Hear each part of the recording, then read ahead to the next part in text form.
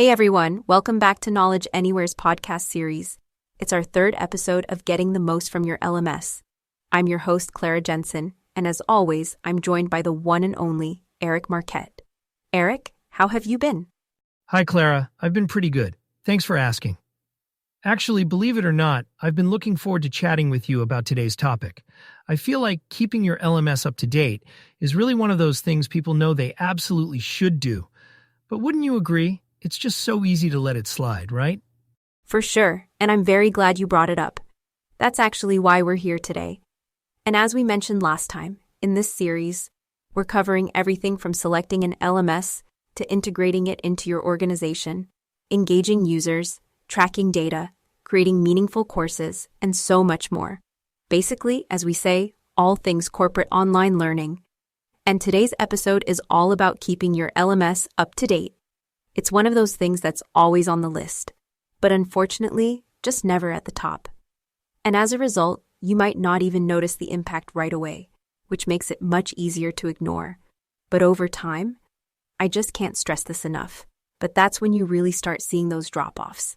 And then you start seeing less and less user engagement, totally outdated content, and just overall so many missed opportunities.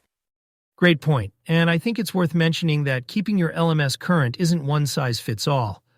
Some elements require attention more often than others.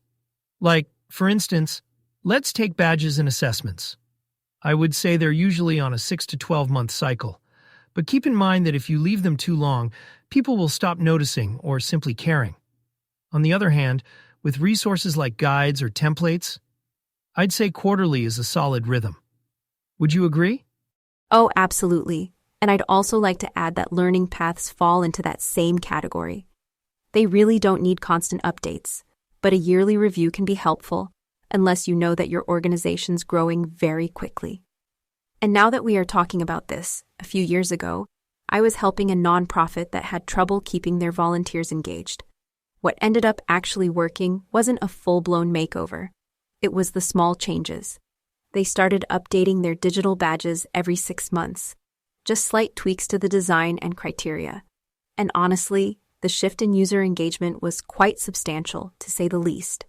And although it might seem like a very minor change, what it did was ignite people's interest and motivate them to continue learning. That's a really nice way to put it. And, I think what many people really underestimate is the importance of those small updates. Even just adding a new badge tier or updating the overall look can get folks excited and engaged once again. And with the assessments, if you're not mixing up the questions or adding new types, people start memorizing answers instead of actually learning. And as we know, there is no long-term value in that. Exactly. And don't forget about resources. If you've got outdated PDFs or broken links, it's just frustrating for learners. I always recommend doing a quick audit every quarter. Remove what's old, add what's new, and maybe organize things so people can actually find what they need.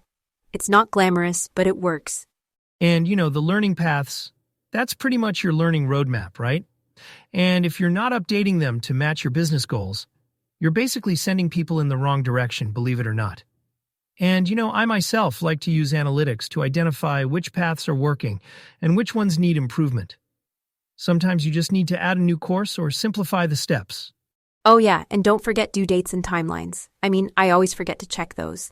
But if your compliance deadlines shift or your business priorities change, you absolutely have to update those schedules. Otherwise, you end up with a bunch of people missing deadlines for no good reason. That's right, and automated reminders are your friend in this case.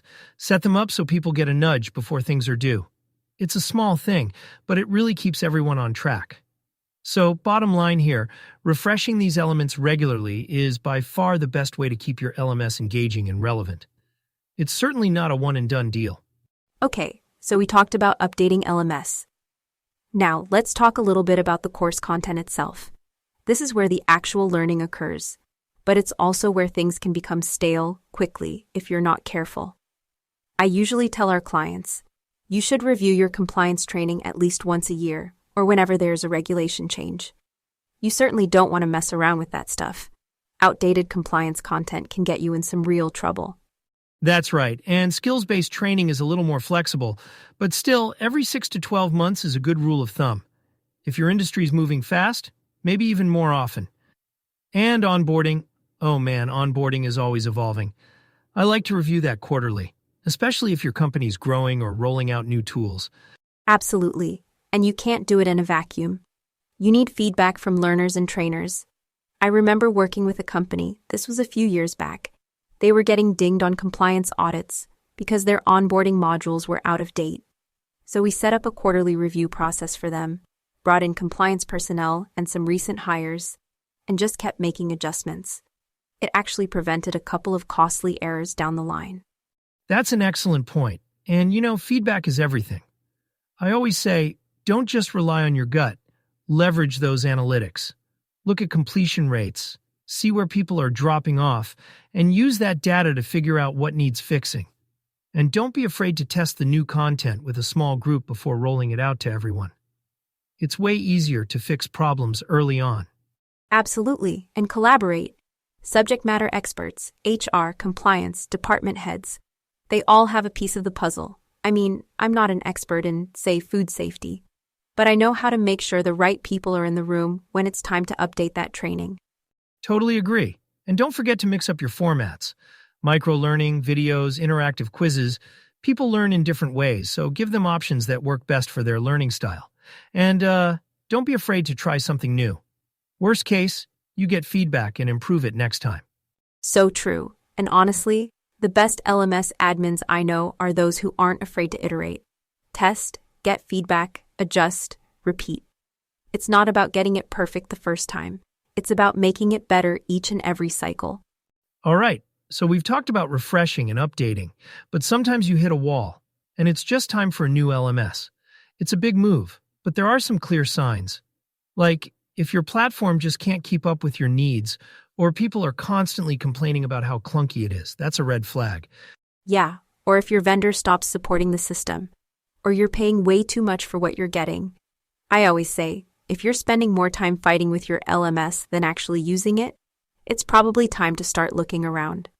Most organizations conduct a comprehensive evaluation every 3 to 6 years, but sometimes you need to move faster if things change. That's a good point.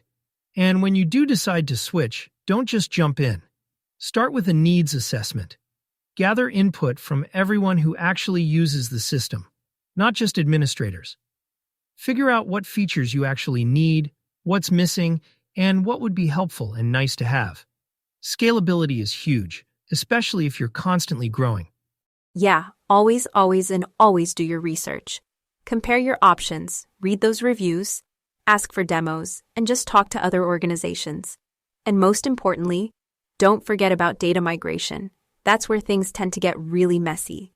So definitely work closely with your new vendor, test everything, and always back up your data before you start transferring it elsewhere. Trust me when I say it.